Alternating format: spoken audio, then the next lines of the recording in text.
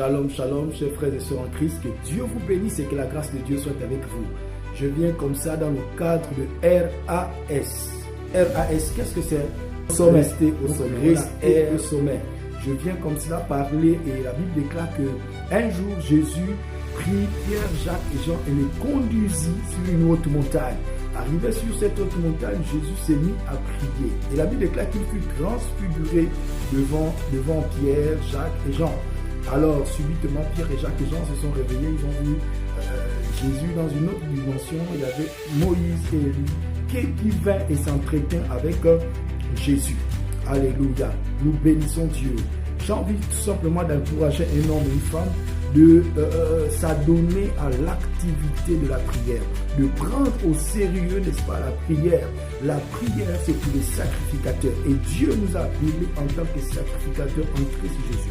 Donc, selon Apocalypse chapitre 5, n'est-ce pas, le verset 10, la Bible déclare qu'il a racheté les hommes de toute race, de toute langue, de tout peuple. Il a fait d'eux des rois et des sacrificateurs, n'est-ce pas? Nous sommes des sacrificateurs. Un sacrificateur, c'est quelqu'un qui respecte, n'est-ce pas, qui vit la sainteté. Un sacrificateur, c'est quelqu'un qui est consacré à Dieu. Dès que tu le voyais par ses vêtements, par le turban qu'il avait sur son front, c'était écrit Saint est à l'Éternel.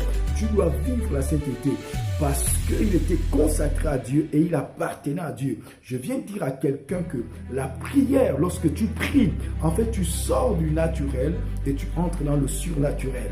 Tu déclenches le surnaturel. Exactement ce que Christ a eu à faire. Lorsqu'on prie, on est transfiguré. On est dans une autre dimension. On rentre dans une autre sphère, n'est-ce pas, de la présence de Dieu. Et là, on peut interagir avec Pierre, avec Jean, avec Isaïe, avec Jérémie, avec Élie. C'est possible avec Abraham. C'est possible dans le monde, les sphères spirituelles. Je décrète et je proclame que tu dois apprendre à rester au sommet. Rester au sommet, c'est être assis à la montagne. Ne permet aucune circonstance de venir attaquer ou de venir t'affaiblir dans ta vie de prière.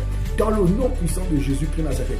Car la plus grande attaque que le diable pourra déclencher contre ta vie, c'est affaiblir ta vie de prière. C'est attaquer ta vie d'adorateur. C'est attaquer ta vie de sacrificateur. C'est attaquer ta vie de méditation de la parole de Dieu. Mais je décrète qu'en ce temps et en ce mois, cela ne sera pas ton partage dans le don puissant de Jésus. La grâce de Dieu te permettra de te tenir au sommet, tel que Moïse, n'est-ce pas, sur le sommet de cette montagne, qui avait levé ses deux mains. Et là, il déclare que Aaron et Hur venir soutenir, n'est-ce pas, ces deux mains qui étaient restées fermes, levées, jusqu'à Josué qui était dans la vallée pour la bataille, jusqu'à la victoire complète. Toi, c'est le Saint-Esprit qui soutiendra tes mains levées jusqu'à la victoire complète. Je décrète en tant que voix prophétique dans le don de Jésus. Je libère la grâce de Dieu sur ta vie. Je libère la faveur divine sur ta vie. Je décrète que tu resteras au sommet dans le nom puissant de Jésus-Christ de Nazareth. Que Dieu te bénisse, que Dieu vous fortifie. RAS, restez au sommet. Shalom.